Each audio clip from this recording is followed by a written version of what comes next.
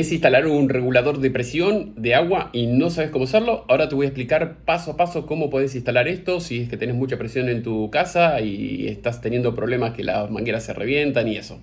Bueno, acá te voy a mostrar que hay una presión que es increíble y bueno, te voy a mostrar qué es lo que pasa cuando la gente no pone el regulador de presión. Se te puede reventar la manguera. Acá tenía una manguera y se explotó prácticamente, así que ahora te muestro para que veas que la presión que es increíble. Uf, ahí está, para que veas. Un pico increíble, saltó más de 200 ahí. Y si lo abro, lo dejo ahí. 100 de presión, que es una locura esto. Así que siempre tener un regulador de presión, si no, esto te destruye todo. Mangueras, lavaplatos, lavarropa, todo lo que se te ocurra. Bueno, siempre tenés que medir antes de conectar las cosas, si no vas a tener desastres acá.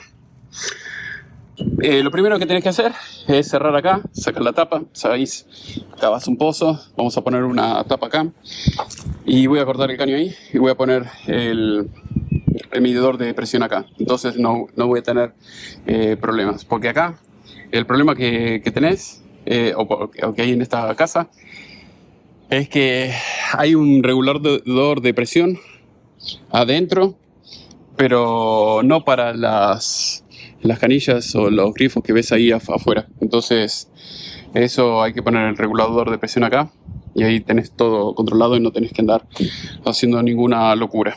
Y como ves, voy a cortar acá y bueno, voy a instalar la caja y después voy a instalar el regulador de presión y vamos a estar bien.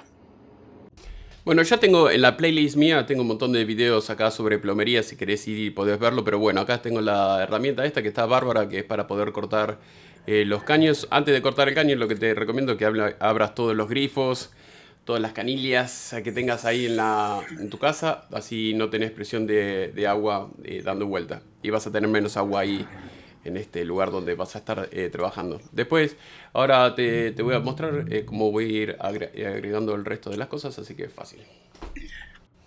Bueno, ahí en esta ocasión, ahí como ves, ya corté una punta. Ahora tengo que hacer lo mismo, cortar el otro.